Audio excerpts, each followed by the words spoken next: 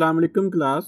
Data mining के अंदर आज हम नॉलेज डिस्कवरी इन डेटाबेस पे बात करेंगे। तो चलें स्टार्ट करते हैं कि नॉलेज डिस्कवरी इन डेटाबेस यानी कि KDD है क्या चीज़। KDD ये एक मल्टी स्टेप प्रोसेस है जिसमें हम क्या करते हैं कि डेटाबेस के अंदर डिफरेंट किस्म की यूज़फुल इंफॉर्मेशन और डिफरेंट किस्म के जो पैटर्न हैं डाटा के वो फाइंड आउट करते हैं। और डाटा माइनिंग जो है वो बेसिकली KDD का एक स्टेप है जिसमें हम डिफरेंट किस्म के एल्गोरिदम और डिफरेंट किस्म के मेथड को चेक आउट करते हैं ताकि हम डिफरेंट किस्म के पैटर्न को एक्सट्रैक्ट कर सकें। डिफरेंट किस्म के जो हिडन पैटर्न्स हैं डेटाबेस के अंदर डाटा के, उनको फाइंड आउट कर सकें। अभी हमने शेयर किया कि जो KDD है वो क्या है, मल्टी स्टेप्स एक प्रोसेस है। तो इट मीन्स कि इसके अंदर मल्टीपल स्टेप्स हैं जिसमें पहला जो स्टेप है वो क्या है, selection. Second one pre processing, third one transformation, fourth one data mining and the fifth one is the pattern interpretations या एवेल्युएशन। और ये बात यहाँ पे याद रखिएगा कि KDD के अंदर डाटा माइनिंग क्या है, एक इसका मेन स्टेप है। सिलेक्शन की जब हम बात करते हैं तो बेसिकली डेटाबेस के अंदर एनालिसिस के लिए जो रेलिवेंट डाटा होता है सबसे पहले हमें उनको सेलेक्ट करना होता है। और इसलिए हमें इररेलेवेंट डाटा या जो वीक रेलिवेंट डाटा होता है या रिडंडेंट एट्रीब्यूट्स होते हैं उनको चेकआउट करना पड़ता है, उनको डिटेक्ट करना पड़ता है और रिमूव करना पड़ता है ताकि जो हम KDD इम्प्लीमेंट करने जा रहे हैं वो जिस बेस पे या जिस वजह से हम करना चाह रहे हैं उसका हमें रिजल्ट सही तौर पे मिल सके। अगर हम इररेलेवेंट डाटा या रिडंडेंट एट्रीब्यूट वाला डाटा जो है या वीक रेलिवेंट डाटा जो है वो हम चूज़ करते हैं तो फिर हमारा जो प्रोसेस है वो सही तौर पे इम्प्लीमेंट नहीं होगा। इसलिए सिलेक्शन के जो फर्स्ट वन फेज़ है, जो स्टेप है, उसके अंदर आप लोगों ने क्या करना है कि इररेलेवेंट डाटा को आपने सेलेक्ट नहीं करना या एक ऐसे एट्रीब्यूट या ऐसा डाटा जिसमें रिडंडेंसी है उसको भी आपने सेलेक्ट नहीं करना। नेक्स्ट हम बात करते हैं प्री प्रोसेसिंग के ऊपर। प्री प्रोसेस को हम डाटा क्लीनिंग भी कहते हैं। जब हम डाटा रियल वर्ल्ड डाटा जो है उसकी बात करें तो ये बात याद रखिएगा कि जो आपका रियल वर्ल्ड डाटा है वो इनकम्प्लीट हो सकता है, इनकम्प्लीट होता है, नॉइज़ी और इनकंसिस्टेंट होता है। अब इनकम्प्लीट या नॉइज़ी या इनकंसिस्टेंसी क्या होता है? इनकम्प्लीट मतलब कि उस जो आपके पास डाटा है उसके डिफरेंट एट्रीब्यूट्स की वैल्यू ही वहाँ पे नहीं देगी। जैसे अगर मैं कोई डाटा एम्प्लॉय का डाटा पिक करता हूँ तो उसमें ऑक्यूपेशन वाला जो डाटा है वो क्या है, वो मिसिंग है। तो इट मीन्स कि ये वाला जो डाटा है वो क्या है, हमारा इनकम्प्लीट है। अगर मैं नॉइसी की बात करता हूँ तो हाँ, ये बात याद रखिएगा कि जो डाटा मेरे पास आया है उसमें डिफरेंट किस्म के एरर्स भी हो सकते हैं। जैसे फॉर एग्जांपल सैलरी है और सैलरी में सम टाइम या बाई मिस्टेक या किसी भी वजह से उसकी वैल्यू जो है वो -10 हो सकती है या -1000 या -20,000 हो सकती है। तो अब आपको भी पता है कि जो सैलरी है वो कभी भी माइनस में नहीं होती। वो डाटा जो है वो इनकंसिस्टेंट भी हो सकता है, यानी कि उसके अंदर डिफरेंट किस्म के कोड या नेम हो सकते हैं। जैसे एज जो एक एम्प्लॉय है या एक स्टूडेंट है या कोई भी चीज़ है, उसकी जो बर्थडे है वो 3/7/1997 है और साथ उसकी एज भी 42 लिखी हुई है। अब अगर फॉर एग्ज़ाम्पल मैं बात करता हूँ 1997 की और अभी 2021 है, तो अब देखें कि अगर हम 1997 की बात करें और अपने करंट ईयर की बात करें तो उसकी एज जो है वो 42 नहीं बनती। तो इसलिए इस किस्म का जो डाटा होता है वो क्या होता है, इनकंसिस्टेंट होता है।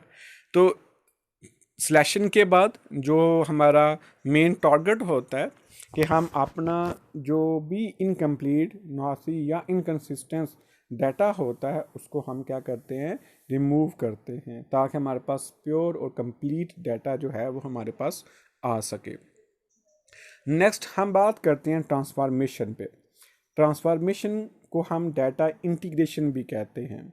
इसमें इस स्टेप के अंदर हम अपने डाटा को ट्रांसफ़र करते हैं या कंसोलिडेटेड करते हैं एक ऐसी फॉर्म में जिसके ऊपर हम समरी या एग्रीगेशन ऑपरेशन परफॉर्म कर सकें और उसको जनरलाइज कर सकें। इस बात का मतलब ये है कि अगर मैं बात करूं समरी या एग्रीगेशन ऑपरेशन की, तो इसमें क्या हो सकता है कि आपकी जो सेल है, डेली सेल, वो हम मंथली या एनुअल सेल में एग्रीगेट कर सके। यानी कि जो हमारे पास, मैं कहता हूँ कि मेरी जो डेली सेल है वो इतनी है, फिर हम क्या करते हैं कि उसको एग्रीगेट करते हैं, यानी कि उसको हम मंथ वाइज डिवाइड करते हैं या मंथ वाइज कैलकुलेट करते हैं या एनुअल जो है वाइज उसको उसके ऊपर एग्रीगेशन ऑपरेशन परफॉर्म कर सकते हैं और करते भी हैं।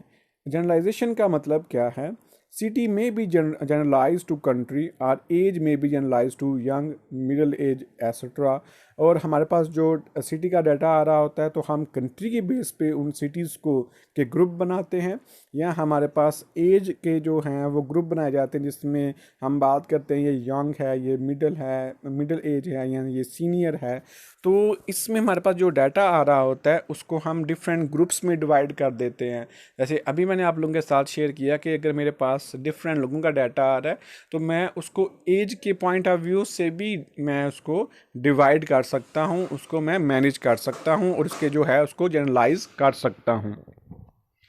नेक्स्ट हम बात करते हैं डाटा माइनिंग। अभी मैंने आप लोगों के साथ शेयर किया कि KDD के अंदर डाटा माइनिंग जो है वो इसका एक स्टेप है, जिसमें हमने ये पढ़ा है कि डाटा माइनिंग क्या है। एक ऐसा प्रोसेस है जिसमें हम इंटेलिजेंट मेथड इम्प्लीमेंट करके अपने डाटा को जो है वो नॉलेज में कन्वर्ट करते हैं, ताकि हम डिफरेंट किस्म के जो डिसीजन हैं वो ले सकें।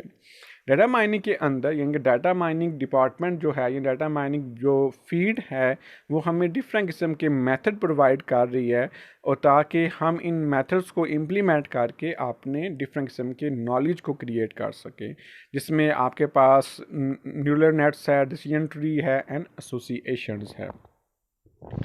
नेक्स्ट हम बात करते हैं पैटर्न। अब ये पैटर्न बेसिकली क्या है ये आपको पता होना चाहिए।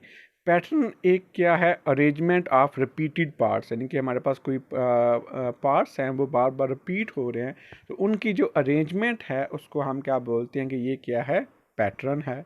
यहाँ अगर मेरे पास एक डाटा टेबल है तो उसमें अगर मैंने पैटर्न को डिफ़ाइन करना है तो आप पैटर्न को इस सेंस में डिफ़ाइन करोगे कि ऐसी तमाम की तमाम सेट ऑफ रोज़ जो कि सेम वैल्यू किसी दो या दो से ज़्यादा कॉलम के अंदर शेयर करें, तो उसको आप लोग क्या बोलोगे कि ये क्या है, एक पैटर्न है।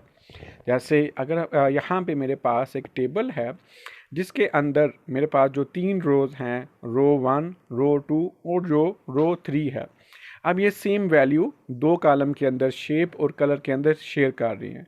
तो जैसे देखें कि शेप बॉक्स है और रो 2 की वैल्यू भी सेम है, रो 3 की भी वैल्यू भी सेम है। और अगर मैं कॉलम कलर की बात करता हूं तो पहली 3 रोज़ के जो कलर हैं वो भी रेड रेड और रेड हैं। तो यहाँ पे हम क्या कर सकते हैं कि पैटर्न को हम ऑब्ज़र्व कर सकते हैं, और वो अब पैटर्न क्या है कि जो मोस्ट बॉक्सेस हैं वो क्या हैं, रेड हैं, और इसमें जो वैल्यू है वो बार बार रिपीट हो रही है। तो हम ये कह सकते हैं कि अगर शेप जो है वो बॉक्स है देन कलर क्या हो सकता है, रेड हो सकता है। ठीक है, या फिर आगे जाके अगर मैं बात करता हूँ फोर्थ वन की, तो आप देखें 4 और 5 के अंदर शेप भी डिफरेंट है लेकिन कलर जो है वो सेम है। लेकिन अगर मैं पहले 3 रोज़ की बात करता हूँ तो उसमें मैंने अभी आप लोगों को पैटर्न का बताया है कि पैटर्न में क्या था, 2 या 2 से ज़्यादा कॉलम के अंदर वैल्यू सेम हो तो वो एक पैटर्न कहलाता है। तो इसलिए पहले 3 जो रो हैं उसमें हम पैटर्न को आइडेंटिफाई कर सकते हैं, जैसे कि अगर शेप बॉक्स है देन कलर क्या होगा, रेड होगा। तो KDD के अंदर पैटर्न एवेल्यूएशन क्या होती है, अभी मैंने आप लोगों को पैटर्न एवेल्यूएशन को बताने से पहले, वो डिस्कस करने से पहले मैंने आपको पैटर्न बताया ताकि आपको समझ होनी चाहिए कि पैटर्न है क्या चीज़। बेसिकली जब आप लोगों के पास डाटा आ जाता है तो आप लोग क्या करते हो कि डिफरेंट किस्म के पैटर्न को आइडेंटिफाई करते हो। वो आइडेंटिफिकेशन किस बेस पे होती है, जो कि आप लोगों ने एक इंटरेस्टिंग जो है वो मेजर्स किए होते हैं। और ये बात याद रखिएगा कि पैटर्न जो है वो वैलिड होना चाहिए, नॉवल होना चाहिए, एक्शनेबल होना चाहिए और अंडरस्टैंडेबल होना चाहिए। वैलिड का मतलब क्या है? बेसिकली जो पैटर्न आपने डिस्कवर किया है वो ट्रू होना चाहिए। यानी कि अगर आपके पास कोई भी डाटा आता है तो मैं डिफरेंट पर्सपेक्टिव से, डिफरेंट सर्टेनिटी ऑफ डिग्री से उसको मैं चेकआउट करूं और वो जो पैटर्न है वो वैलिड होना चाहिए। यानी कि और बाकी इन फ्यूचर अगर मैं उस पैटर्न को यूज़ करता हूं तो वो फ्यूचर के लिए भी डिफरेंट किस्म के डाटा के ऊपर वो इम्प्लीमेंट होना चाहिए। नॉवल मीन कि आपका जो ये पैटर्न है ये प्रीवियस जो आप लोगों ने डिफरेंट पैटर्न जनरेट किए हैं उन जैसा नहीं होना चाहिए, बल्कि ये यूनिक होना चाहिए।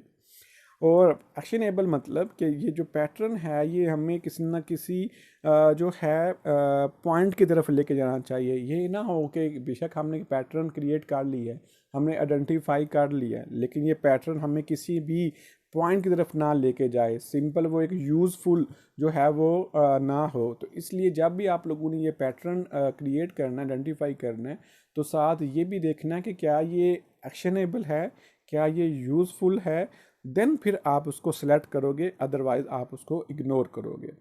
और जब भी आप लोगों ने पैटर्न आइडेंटिफाई करना है और ये तो वो अंडरस्टैंडेबल भी होना चाहिए, ताकि आप लोगों के पास जो डाटा है उसको वो इजीली अंडरस्टैंड करवा सके और ताकि उसको इजीली आप चेकआउट कर सके।